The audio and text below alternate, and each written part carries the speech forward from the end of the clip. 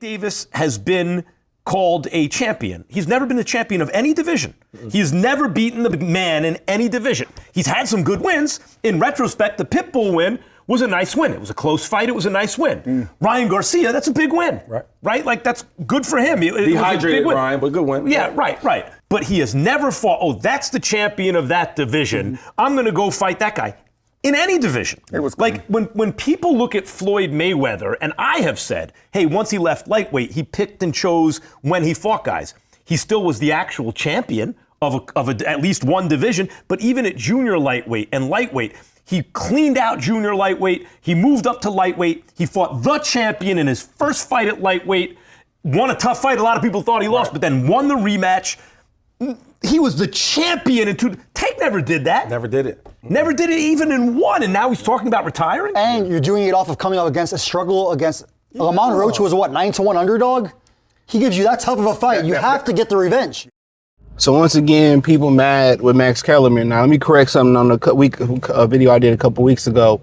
One of the guys say when Floyd beat Cotto, he became the lineal champion at 154 pounds. So I think I fact checked that. That might have been true, but in my opinion, I don't know how Cotto was the lineal champion at 54. And lineal champion, it is what it is, right? There's some subjective thoughts about, or opinions. There's some opinions about Boots being, the guy, having the belt, but it's a case to make it for him that he was one of the best guys in the division just in general. But, so I want to make that correction. So Max was wrong about that.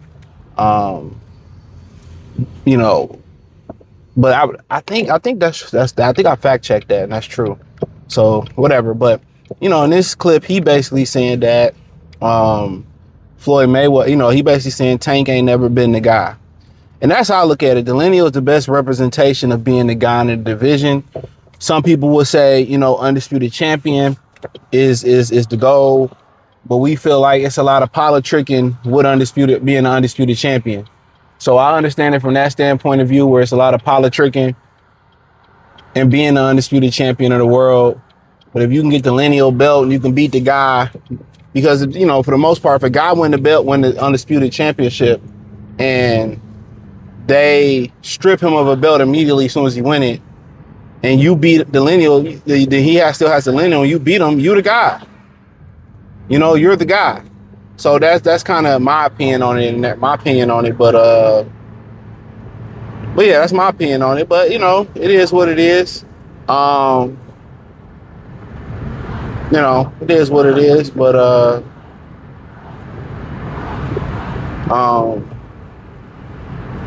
yeah, Tank ain't never been the guy. He said he had some good wins. He didn't have no good wins, in my opinion. His best win is still Jose Pedraza. All them other wins, and Isak Cruz and draining Ryan Garcia, Nabarrios win, he's supposed to be the guy in boxing. He's as fraudulent as little Triple G. So a lot of the wins that he's had, I don't rate none of them. I don't rate none of them for you to be pound for pound. I don't rate none of the wins that he had for him to be a potential Hall of Famer, to be the face of boxing. I don't rate none of them. He didn't do nothing. He didn't fight one important player in any of those divisions. One name, whether it was Shakur, whether it was, smaller guys moving up like Gary Russell, whether it was, Keyshawn Davis, regardless, he ain't fought nobody. Going up to 140, he ain't fight nobody. He didn't try to go after Devin, didn't try to go after Regis, didn't go after Camboso at 35, didn't go after Devin for undisputed. Like, he's done nothing of importance to be in the position to just tell you that, the sport has become high school. Damn, Ginger, strong as hell I have. It's become high school. It's just become popularity. It's like the cool job who everybody think is cool and it's dope. And then, he go around pick on the wrong guy and the guy put hands on him. Popular, name brands and popularity it doesn't mean substance. You have to be Crawford is substance. Usyk is substance. Tank Davis is no substance. It's all glitz and glam, and it's all, you know, sparklers without the boom, the little sparklers you get. He hasn't proved that it's a bam behind that name or some force behind that name. He hasn't proved it. He hasn't proved it. You know? So, and that's what Max is saying. He ain't beat no name. I fuck with Max talking about, oh, those wasn't good wins. Those are good wins are, you know, are fights that we think you might have a chance to lose. Great wins are fights that Crawford and Canelo. You know, great wins are 50-50 fights. You know, good wins are fights that, oh, you know, you beat a really good guy. Even in retrospect, you can go back and be like, man, like he tried to do with the Eastside Cruz fight. You can go and be like, damn, you know what, man? That in retrospect, that was a good win. You know, I mean, hey, you know, that was a good win. Like, you know, for Salvador Sanchez, in retrospect, he beat a young Azuma Nelson. You like, well, goddamn, that was a better win than we thought it was. Eastside Cruz is not that. Barrios has not proven to be that. He's just going to be a Mexican punching bag. So, let's call it what it is.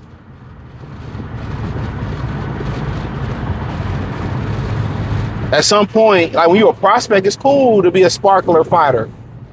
You know, and don't have no force behind you like an M80 or like a Roman candle. But at this point, 30 years old and you still ain't proved nothing. All you've proved is that, you know, you're not that guy. That's all he's proved, is that he's really not that guy. Not rematching Lamont Roach. And Lamont Roach was a guy who lost to Jamel Herring convincingly. And y'all shit on brother Jamel. Shout out Jamel Herring. Good dude. You shit on him. They shit on him. So what did that say about Tank though? If he couldn't do, he really lost to that man and got dropped by that man.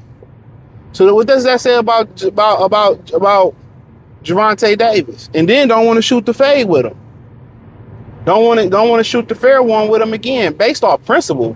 Not even based off no boxing shit. Based off, you know, you being a man about it.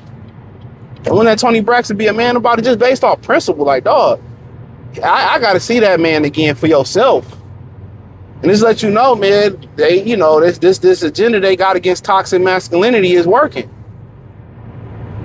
You know, you watch some of those Rocky movies, and what Carl Weathers was going through, well, rest in peace to Carl Weathers, what Apollo Creed was going through was real. Like, I beat him, but I didn't beat him.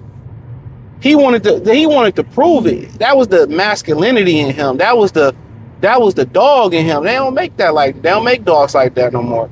And Tim Bradley could sit there and go on a minstrel show for Tank Davis and talking about he from Baltimore. Man, the niggas from the trenches don't even got a dog no more. Think about that. The men in the trenches don't even have a dog no more. That's wild. The men in the trenches don't even have a dog no more. You know, they don't even have no dog in them no more. So trench babies don't even come hungry no more. They come in flamboyant. And think about a lot of the trench babies. If you come out of the amateurs, you turn pro, you good, you gonna get a whole bunch of money. You come out of high school, and you in high school, and you know, playing football, they giving you millions of dollars while you in high school now. So a lot of these dudes ain't like growing in the hood like it used to be. When you grow up with that dog and you grow up with that sense of awareness and that common sense, you get common sense from the street, being in the street. You develop your social skills in the street. That mouthpiece you develop in the street.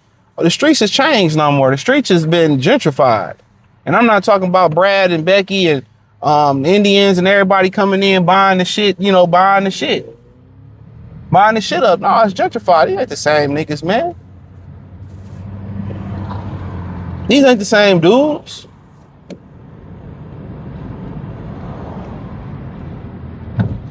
You know, and y'all know it. Y'all know these ain't the same dudes, man. So you start talking about when people be, you know, gentrified, you know, motherfucking gentrified and all that shit, man, that shit dead. The streets and this, they ain't really creating no trench babies like that no more, no dog. Tank ain't no dog, bruh. These the type of niggas like Charlamagne the Guy get popped and they take off running.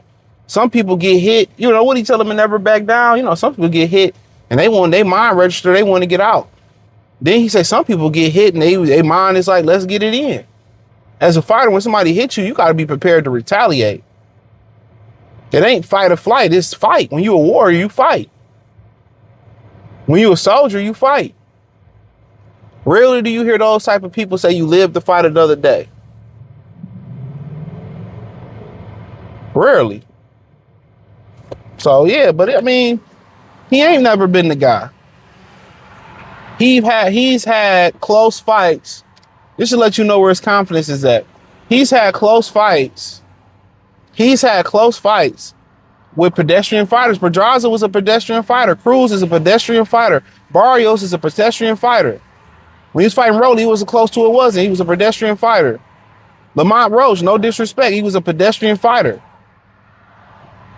He's not having close fights with, you know, guys that may be on the way up and may be talented like Keyshawn Davis or Raimondo Mortella. You know what I'm saying? He's not having close fight with upper echelon fighters that we believe that is a Shakur Stevenson, Devin Haney. He's not having close fights. And then when he is fighting somebody close to that ilk that y'all want to see him fight, and Ryan Garcia, which he ain't shit, you know, he drains him so to make sure he has a competitive advantage. So no, he's nowhere near an elite fighter. He has an elite matchmakers. You know, Floyd blessing him, you know, did wonders for his career. He didn't have to grind. He didn't have to grind. You know, he got opportunities. Remember he fought that dude for Cisco Forsaker? And he showed up in that overweight and that bullshit ass performance. You know? When you spoil somebody and don't force people to earn something, the human adjustment, especially when the character ain't there, the human adjustment is to what? Hey, act accordingly, act out. You know? That's the crazy thing about it. So he ain't did nothing but what any other immature young man would have done. They don't be taking this shit serious, bro, at all. So I agree with Max Kellerman, but people don't want to say the quiet, but they don't be wanting to say the quiet part out loud. You already know when you come over here, you're gonna get the real. This is not a fire drill, ninja. This is the real deal. But hey, thumbs up the video, share the video, subscribe to the channel. The subscribe button is the bell icon button. Hit the link tree, join the Patreon. I uploaded the Brian Norman, Devin Haney film study. I got some more stuff coming. I just ain't, it's already done. I just ain't released it on Patreon, so I will. Appreciate y'all. Peace.